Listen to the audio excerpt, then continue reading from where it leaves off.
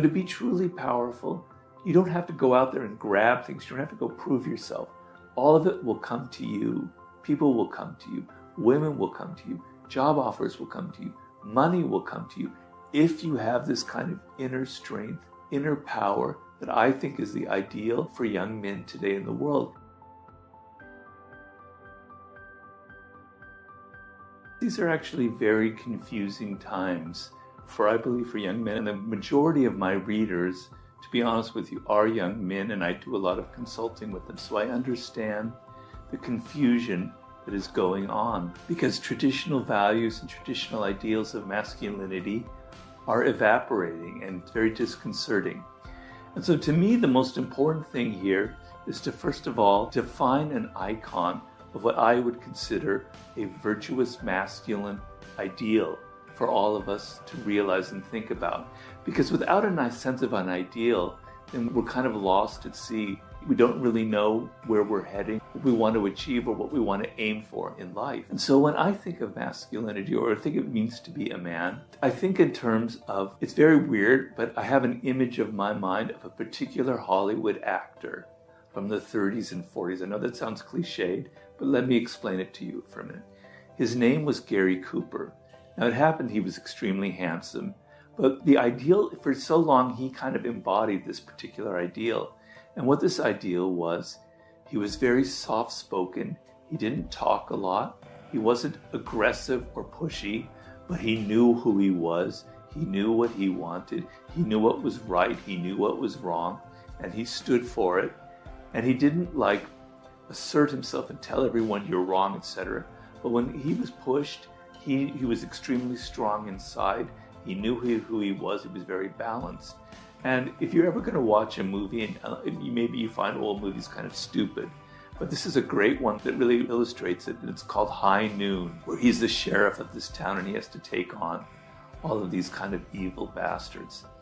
Anyway, so to me the idea is you have a sense of control of your nature, of who you are. You know that you're not just about being aggressive. It's not just about picking fights and going out in the world and kind of hurting people or pushing them around. That's actually a sign of weakness. True inner strength is something that's quiet and that's calm, right? And so you don't feel the need to push people, to hurt people, to assert yourself, to show off, to show how people who show off how wealthy they are, how many fancy cars they have, are actually weak. They're actually insecure. They're actually incredibly immature. And I talk about in the laws of human nature that when you look at somebody who has very extreme qualities, like bravado, like brashness, like bragging about how great they are, by bragging about how many women they've seduced, by bragging about their fancy cars, they're actually really weak little tiny people inside. They're trying to cover up all their weaknesses, all their insecurities with bravado. But you, as a young man, you don't need any of that. When you see it, you're disgusted by it because it reveals weakness. Somebody who is truly strong inside doesn't have to show off, doesn't have to talk, doesn't have to say a lot. That was the whole thing about Gary Cooper. He never talked. You know, I say in Laws of Power, always say less than necessary. Weak people have to talk, have to brag, have to talk, all these things. If you're strong inside, you let your actions do the talking. You don't have to go on websites and show all the great things, that your cars, your money, your house.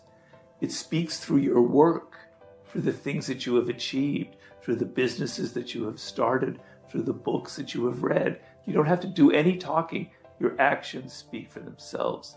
So let's have certain ideals, certain standards of what we consider masculinity, or to be a strong man, actually are, and to use that sort of guide us through life. So one thing is, if you're strong inside, you can take criticism. People who have this kind of fake masculinity, by the moment you try and challenge them or talk to them or say that their ideas are stupid, or maybe that they don't know what they're talking about, they get so insecure and they lash out, they fight back and they yell. We see all these kind of trolls on the internet doing that, right? But if you are truly strong, you can take criticism. You can take a mentor. You can take somebody coming into your life and saying, this is what you need to do. This is where you need to go. You're not doing it right. You need to follow this path instead of the one that you're on, right? The other thing is, a true man, to me, true masculinity, has deep respect for women, doesn't feel the need to insult them, to push them around, to dominate them. He respects them truly, and he honors them, and he almost has a kind of chivalrous approach. I know all of this sounds very old-fashioned, but these were values that came up through culture over hundreds and hundreds of years, and they have deep meaning and they have deep import. So having a chivalrous attitude towards women, to me, reveals inner strength and confidence, the kind of thing that I think women respond to. I don't think women respond to men. They can smell that insecure man from a mile away, and it repulses them. They can also smell a man who has that kind of inner confidence, the kind of inner security, and it's deeply seductive and deeply attractive.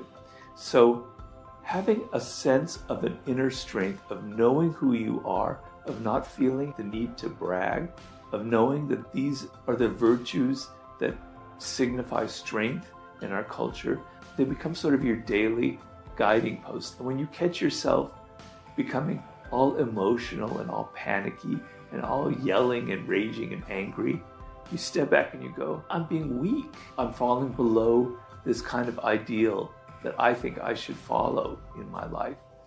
When it comes to your career and to navigating the very difficult environment that we're all dealing with, a lot of young men think that the sign of success or of proving themselves is by making a lot of money early on and being able to show that.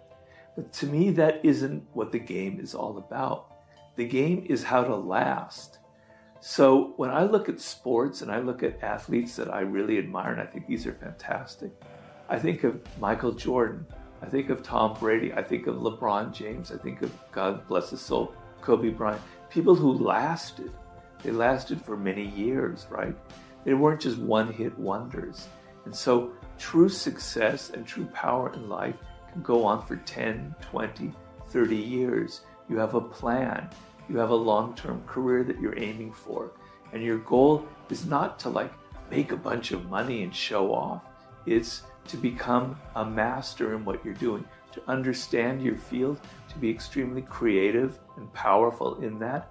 And then things will come to you. So to be truly powerful, you don't have to go out there and grab things. You don't have to go prove yourself. All of it will come to you. People will come to you.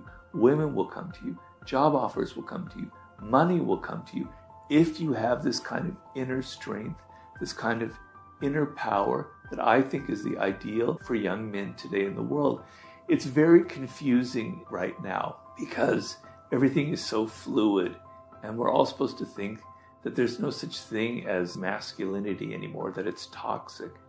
But real masculinity, that real kind of strength that I'm talking about, is not toxic at all.